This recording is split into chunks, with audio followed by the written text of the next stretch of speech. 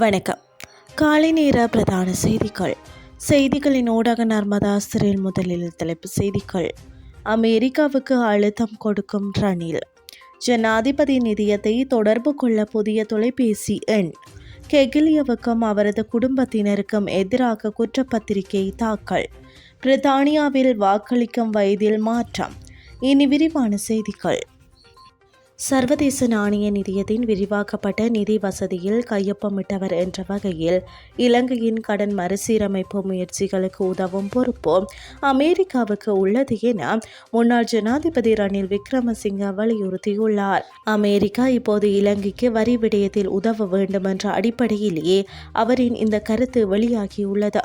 America இந்த விடயத்தில் உதவவில்லை எனில் அமெரிக்கா குறித்த ஒப்பந்தத்தை மீறுவதாக கருத முடியும் என ரணில் சுட்டிக்காட்டியுள்ளார்.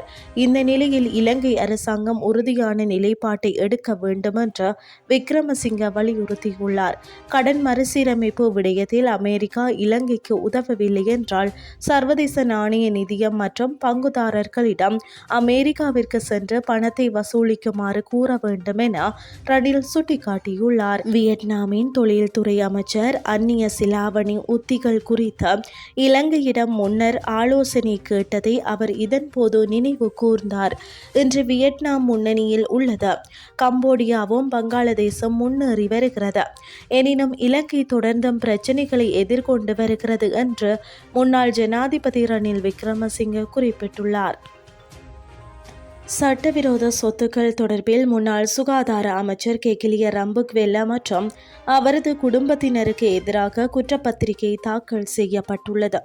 முன்னாள் சுகாதார அமைச்சர் கெகிலிய ரம்புக்வெல்ல, அவரது மனைவி, 3 மகன்கள் மற்றும் மருமகன் ஆகியோருக்கு எதிராக 97 மில்லியன் ரூபாவிற்கும் அதிகமான மதிப்புள்ள சொத்துக்களை சட்டவிரோதமாக குவித்த குற்றச்சாட்டில் கொழும்பு மேல் நீதிமன்றத்தில் குற்றப்பத்திரிகை தாக்கல் செய்யப்பட்டுள்ளது.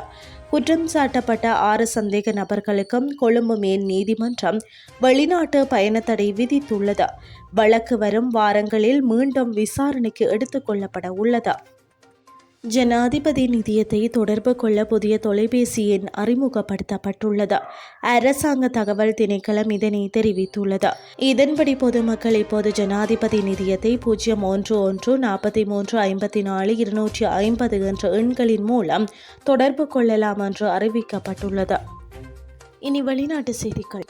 பிரித்தானியாவில் வாக்களிக்கும் வயது 16 குறைக்கப்பட உள்ளதாக சர்வதேச ஊடகங்கள் செய்தி வெளியிட்டுள்ளன. பிரித்தானியாவில் 1969 ஆண்டு வாக்களிக்கும் வயது 21 இருந்து 18 குறைக்கப்பட்டது. தற்போது 16 மற்றும் 17 வயதுடையவர்களும் வாக்களிக்கும் திட்டத்தை பிரித்தானிய அரசு அறிவித்துள்ளது. ஜனநாயக ஈடுபாட்டை அதிகரிக்கும் வகையில் புதிய தேர்தல் மசோதாவை பிரித்தானிய அரசு அறிமுகப்படுத்தியுள்ளது.